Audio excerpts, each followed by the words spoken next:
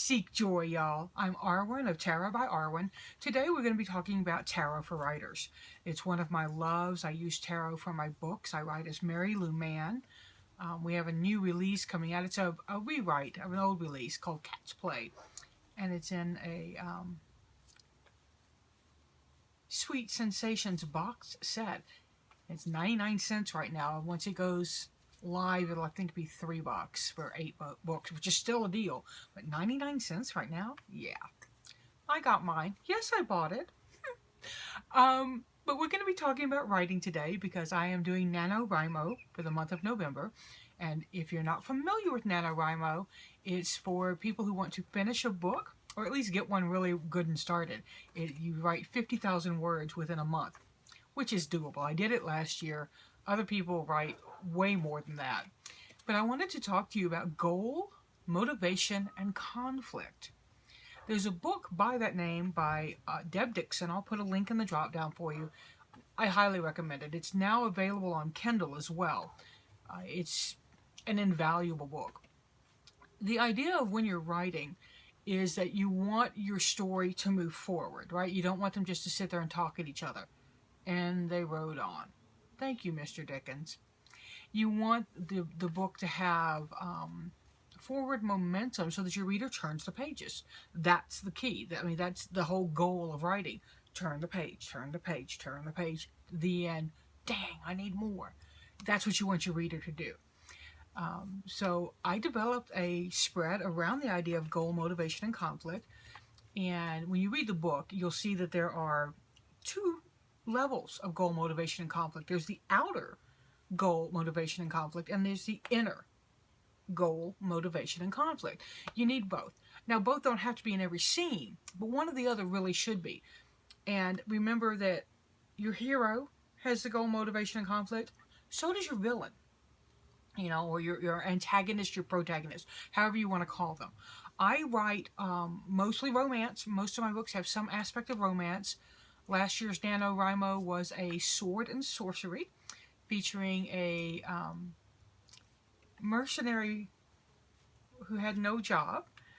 She had a magic blade that started talking to her, kind of freaked her out, and she had to go save a war wizard who doesn't like to kill people. Kind of makes him a bad war wizard. And so those are some of their quirks. If you watch my other video on the cocktail spreads, you'll learn what I mean by quirks. So let's talk about goal, motivation, and conflict. Goal is what they want to accomplish, right? Dorothy's outer goal was to get the broom from the witch back to the wizard. Her inner goal was to get home and take care of her Auntie M, and that was what she wanted, right? That was inner. Her motivation to get the broom was to help her friends. That was her outer. She wanted to help them. Her inner motivation was, again, to find herself, right? Conflict. Outer conflict, of course, was the witch. Her inner conflict was leaving her friends. She'd made good friends there, and to leave them was hard. And that's just a real glossing over of that. So think about what your character's goals, motivation, and conflicts are, and if you can't figure them out, we'll use tarot. So I'm going to use my character, the swordswoman, and at this point, she's in a cave with a wounded war wizard. That's where book 1 kind of ended. Done. Now, what's next for her? So I want to look at what her goal is, what her motivation is, and what her conflict is. And this spread is 7 cards. 7. There's the character. This card will show you something you may or may not already know about your character. And remember, goal, motivation, conflict isn't static. It changes. If you think about Luke from Star Wars in what I still call the first one, but it's the 4th one, his goal in the beginning was to get off planet and join the Jedi Knights, do something different. But his goal by the end of the first one was to defeat Darth Vader It was to, help the rebels. He'd vastly changed from his personal, selfish interest. So consider that. Remember your story arcs. Your character has to grow in order to be interesting. That's really important.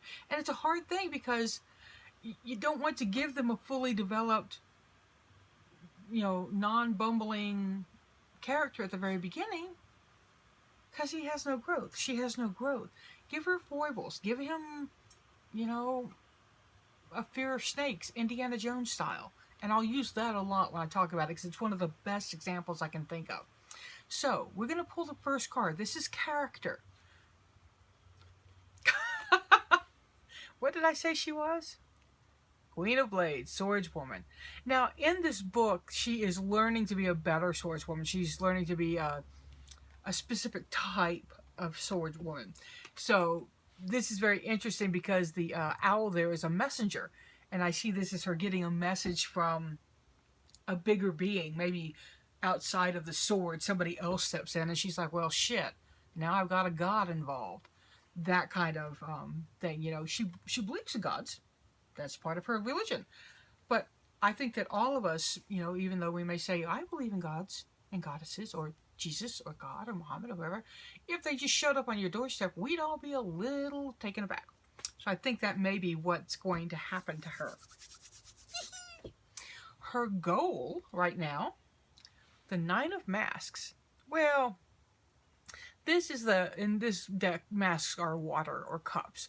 And this is a heart's desire. And she really does have a heart's desire to be lovable, to be attractive. She doesn't feel attractive. It's not part of her personal who she is. So I think this is something inside her. She wants to be seen as female. And she is a little interested in the War Wizard. Told you I write romances. But the first 50,000 words is very little romance. I mean, I think they kiss one time. Very little. And the motivation, this may be inner or outer motivation. Oh dear. Well, it looks like when she tries to return the War Wizard to his guild tries to kill him. Oops. So you see how I'm using this. I'm not using the tarot as specifically what the tarot really means, right? I'm not reading it as divination. I'm reading it as how does it affect my story. You, as a writer, are God and Goddess of your story. You are the omnipotent being. You get to say what happens and what doesn't happen. Your characters will get up here and talk in your head, and you may have arguments with them. But in the end, you get to say what happens. Now, the conflict, and here's how these cards are laid out. The conflict's laid across the goal and motivation. It's what's directly in front of the character that they have to get past, right? So we've got goal, we've got motivation. Here's conflict. Ace of Discs. Quite literally, they need money. They need traveling funds. They need... she has to have a job in order to make money. She's a sellsword. She's a mercenary. That's how she works. Okay? So then we look at the next goal with the conflict. This is how the original goal is modified or intensified by the first conflict. So, we get the Nine of Discs. That's a successful woman. Now, the successful woman would have money.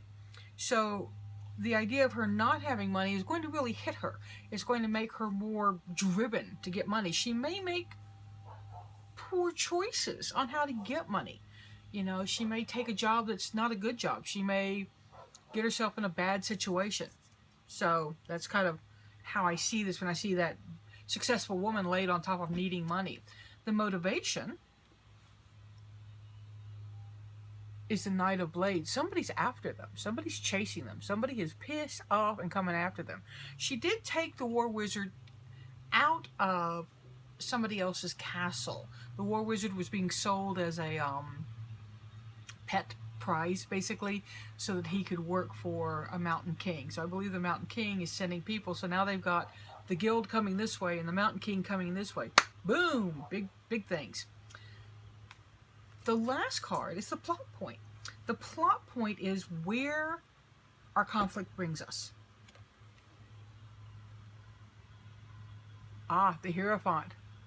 The Hierophant is rules and structures and a spiritual leader. So it looks like they're going to have to go find the guild elder who may be on walkabout. We'll see. And I use walkabout a lot. I need to look that up and see if that's a religious or sacred term to the Aboriginal people of Australia. I don't know. It bothered me the other day when I used it, so I need to figure that out. But that's what's going on in this. So I'm going to give you the spread. I'll give it to you in a link. And I'd love to know if you use it. I'd love to know how you use it. If you're taking my 33 days to write your book course, you've already got this or will get it. It's in one of the daily emails that you get. So let me know if you're writing NaNoWriMo, and if you are, come buddy up with me. I'm Tarot by Arwen. Shocker. And I'd love to have more buddies on there. I don't answer real quick sometimes because if I'm writing, I'm kind of focused on that. But let's chat. Seek joy, y'all. Write well. And as always, pass it on.